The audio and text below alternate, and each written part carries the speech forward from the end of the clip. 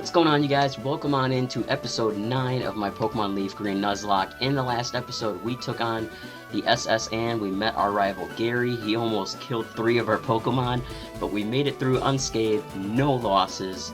Phenomenal job. We picked up the HM cut, which we will now use. I taught it to our boy Sting off camera. And in today's episode, we are taking on Lieutenant Surge and his electric gym. His strongest Pokemon is level 24, so we can still use Houdini and Fudge. We just have to be careful once they hit 25. They are no longer eligible to be used, so have to be very picky and choosy about when and where we use them. Alright, let's get on in here, fight this first guy. This is no place for kids, not even if you're good. Yeah, okay. A man who's dressed like a sailor is a sailor, but has electric Pokemon. Riddle me that one. Alright, we got our boy, or I should say our girl, our homegirl, Ronda Rousey out here causing all kinds of a ruckus. Knocking out this Pikachu with the swiftness. Oh, and we hit the paralysis, my guy. That's okay though. We're gonna fight through it. We ain't no punks. You know, we can take it. We're strong. We're fierce. Yeah, and we dominate. Wow, surprised me. I don't think I'm gonna heal yet. It's a little, call me crazy, call me whatever, a little risky, but I don't. Ooh, I shouldn't even bother messing with these. So this is fun. In these old school games, you hit these trash cans and stuff, and it can be very difficult if you're not familiar with how the pattern usually works. How it normally works most of the time is that the 2 switches are usually next to each other, whether if that's vertically or horizontally. So keep that in mind if you're doing a playthrough. It's not as easy as the newer games where it's just basically given to you, the access to the gym leader. You have to actually work a little bit, like in these older games. So, but that's okay. Yeah, Rhonda, gonna have to probably switch out here. Thinking Daisy, thinking our girl Daisy here. I don't know if Dig is gonna be able to hit Magnemite, because I don't know if it gets, like, the Levitate ability in this game. I know it does, like, in the newer games. So, we'll have to see if this Dig will actually connect. And it does. Thank you, God. Thank you. Our girl Daisy is going to be extremely valuable to beating this gym, but Rhonda is our first line of defense, so I'm not going to risk losing Daisy right off the bat here. So we need to keep Daisy alive as long as possible. I am going to heal up, call it cheating, call it whatever, I don't care. I'm not using potions, I'm not using paralyze heals, you know, whatever. It doesn't make sense when I can just take the couple seconds to go do this and make sure our team's rocking and rolling. Alright. Get everybody healed up here real quick. Pop back in there and face what I would call the co-leader of the gym, basically the guy before Surge. Kind of like Surge's right-hand man, so to speak. Off camera, I did also scoop up the bike voucher ticket that you can take to the bike shop in Cerulean City and get a bicycle for free. So I don't know if we're going to do that. I'll probably just do that off camera. At the end of this episode today, what I would like to do after I beat the gym is I would like to take care of our encounter in Diglett's Cave. And then there's also a route to the right of Vermilion City where we can get an encounter there. So I would like to take care of that. And then maybe at the start of next episode, episode 10, I'll start off with a grinding montage of me battling all those trainers from that route to the right of Vermilion. So that way you guys don't have to sit through it and we can just stick with the progression of the story. So, alright, we beat Surge's co-captain from the army, and now we have the great task of trying to get these electrical switches turned on. And alright, so we got one, and like I said, it's usually to the next to it. There you go. Because we already checked the trash can above it, and they're usually right next to each other. So since we already checked this one, you gotta check the one to the left, and we just checked the one to the right, wasn't there. And now here we go. We face off against Surge. Hey kid, what do you think you're doing here? You won't live long in combat, not with your puny power. I tell you kid, electric Pokemon saved me during the war. They zapped my enemies into paralysis. The same as I'll do to you. Alright, Surge is electrified and ready to go. That's what we like to see. Starting off with a Voltorb, very nice. Very nice. That's cool. We got our girl Rhonda. She can hit him with a Brick Break and probably knock him out in one shot because she's just that powerful. Oh, I spoke too soon. Ooh, Shockwave. I don't think Shockwave has a chance to paralyze, so that's... Oh, he's gonna heal. But that's good. That's good. He gets his healing, his Super Potion done and out of the way. I don't think he uses 2 of those.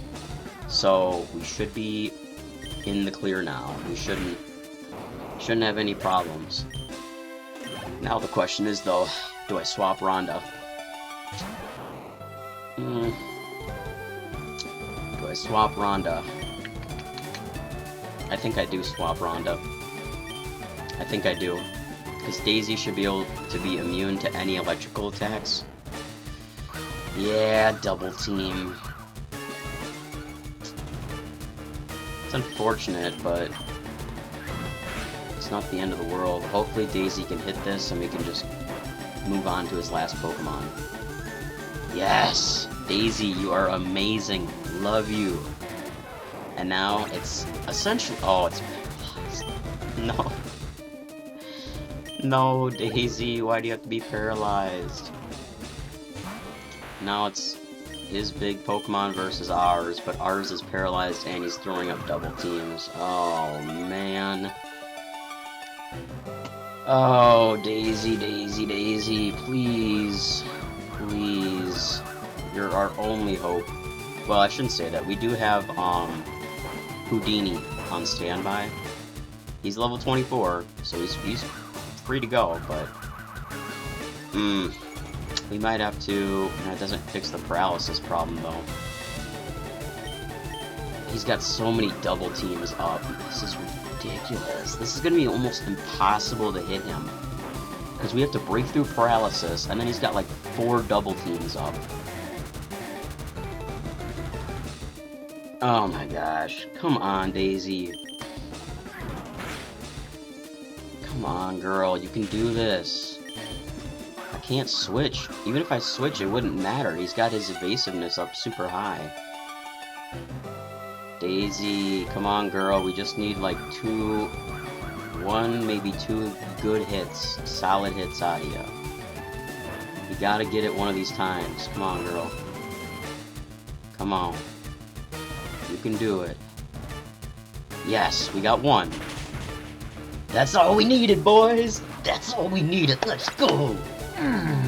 That's all we needed! Yes! Daisy, you are the best. Now that's a shocker! You're the real deal, kid. Fine then, take the Thunder Badge. Yeah, that's right, boy! The Thunder Badge cranks... I'm just gonna skip that. Let your Pokemon know fly. I'm not gonna do all that talking. It's too much talking. With that voice. Shockwave. So here's the cool thing about Shockwave. We can actually teach that move to Houdini. So... that is something I'm gonna have to think about, because I've also been throwing around the idea of what do I want to turn our Eevee into that we get in Celadon City for free. I thought about fire. I don't really think I'm going to do a Vaporeon because we do have Riptide, we have Gyarados basically. It's a Magikarp, but it can be a Gyarados in our box. So I don't know about that. And then I thought about Jolteon, right? So if we have Jolteon, teaching it Shockwave would be nice. I also want to use our money to give it Thunderbolt as a TM if we're going to do that. Because that's the thing. Essentially, you need a... you're going to want to get like the TM Ice Beam from that game corner. And this is our Diglett's Cave encounter, by the way. course it's a Diglett. So you're going to want to get Ice Beam as a TM, and then depending on if you get, like, Flareon, you're going to want to get the Flamethrower TM. If you get Vaporeon, you could just teach it Ice Beam, call it a day. Or if you get Jolteon, you're going to want to teach it Thunderbolt. So, and both of those cost a good amount of money to do.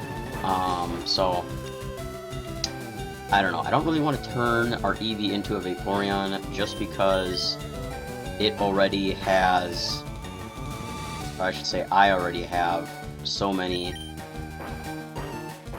opportunities to get water Pokemon in this game. It just doesn't make sense. Okay, this Diglett is like gonna be impossible to catch if it keeps doing this BS over here. I'm not gonna lose Toph to some stupid Diglett here. This is what's gonna happen. We're not playing this game. We're not gonna be able to outspeed this thing. So, Sting. Fudge, maybe? Oh, we can't switch out.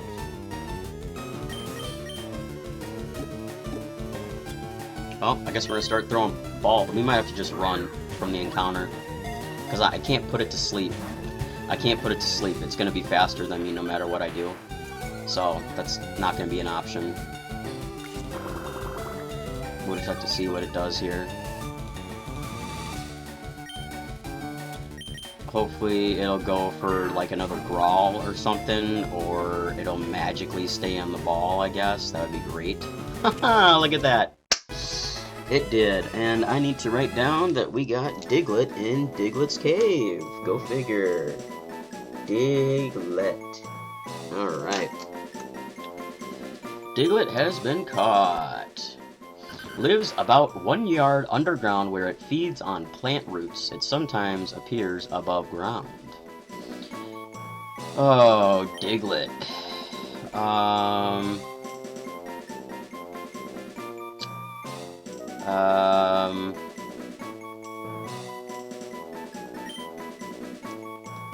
We'll call you Big.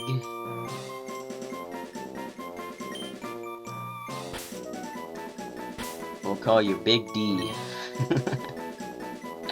For a lot of reasons, but mostly because you're annoying, so there you go. Alright, we have officially got our Diglett now. And of course, I'm going to heal up before we get another encounter for today's episode. And I'm also curious about Diglett's nature, so I'm going to go check that out.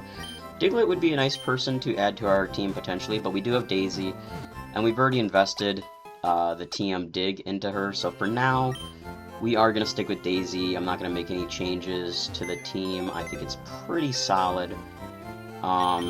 We have a lot of different types covering each other, so... Diglett is Hardy Nature, which is neutral, so you automatically get moved up. I put these Pokemon kind of in priority of how I want to add them to the team if we have to. So, Diglett is very close to the top of the food chain for potentially getting added if we need to. And now we will go. I'm going to see if there's any more Pokeballs I can buy real quick or something, or Great Balls. No, still just Pokeballs. Alright, we'll scoop up one. We should be good with 15. Nothing crazy there. And now we will go and take on this next encounter. Make sure Toph's out in front. Okie-doke. So this is Route 11. So, okay, Route 11's right there. Alright, so I'm gonna grab this item real quick. Awakening. Can't use it. We'll have to sell it off. And we'll see what we get here in Route 11. Spearow, that's dupes, because we had Brittany, so that does not count. We will run from that. I know of at least one Pokemon we can get here that we do not have yet. And there it is, Drowsy. So, Drowsy is actually interesting. I think I've only used a Drowsy in a playthrough once, and I just realized that Toph is Grass Poison and is weak to Drowsy's Confusion. So hopefully she can take this hit. Okay, cool. I don't know if Drowsy has Insomnia, which prevents it from being put to sleep. I think it might, but we're going to try and see. It does have Insomnia, yeah, okay. I had to check it out. Don't worry, we're gonna swap out of Toph ASAP, so that way she does not die. And we can't go into Sting, I learned that. Sting is also weak to Psychic-type moves. So I think the best person is going to be Fudge to swap into, just for protection. And puts us to sleep. Very nice. Well played. Well played. I can't even use the Awakening either if I wanted to. So. Unfortunate. I don't think I want to hit this thing anyways, though. We'll just try throwing it. Throw Pokeballs at this thing. Hopefully we can catch it. It's a female Drowsy, of course. So what do I want to name it? Yeah, we got her. Let's go. Alright. Puts enemies to sleep, then eats their dreams. Occasionally gets sick from eating only bad dreams. I mean, I think the name kind of goes by itself. I mean, I don't know if it's gonna fit, but I'm thinking Dream Eater. I mean, that's what it does, right? You know, it eats dreams. Call it unoriginal, call it whatever, but it does fit. Dream Eater. Alright. Dream Eater is in our box. Oh, didn't want to fight this guy, but oh well. I guess you guys get a random trainer battle in today's episode as well. Yes, saying true. That's okay, we got Toph. That's actually pretty lucky. Toph gets to lead off here, get some screen time, as well as some well-earned, well-deserved experience. Alright, what's his next Pokemon gonna be? A Zubat. Yeah, we'll go for Razor Leaf. I don't know how much damage this is really gonna do. So I think Zubat resist, yeah. Doesn't do anything. So we will switch out into our boy Houdini and quickly wipe the floor with this stupid Zubat. Do confusion. It's pretty simple. Pretty simple, pretty easy. Easy peasy, Japanesey. Split the points. Call it a day. My Pokemon could win. Haven't they grown enough? Sorry, boy. They have not. Alright. We'll jet on back here to the Pokemon Center. Heal up our team. Check out the nature of Dream Eater. She will be a nice replacement for Houdini. Hopefully that day never comes, but if it does, she's probably going to be his replacement, and I'm thinking Diglett will probably be Daisy's replacement if that day ever comes. Hopefully it will not. And let's just see here. Dream Eater. Bashful nature, so that's neutral. We love to see that too. Alright. That's good. So we got two Pokemon who are neutral natured. Diglett, aka Big D, and Dream Eater, the Drowsy. Love it. Alright, that's going to wrap up episode 9 for you guys. In episode 10, like I said, it'll probably start off with a grinding montage, and then there is going to be quite a few trainer battles on our way to Rock Tunnel, which we have to get through. So next episode is probably... I guess I could just film me doing those battles too and put it as part of the montage for you guys. So it'll be a giant montage to start the episode, and then we will get on into Rock Tunnel. So with that, I'm going to get out of here. Hope you guys have a great rest of your day, and I will see you in episode 10. Peace!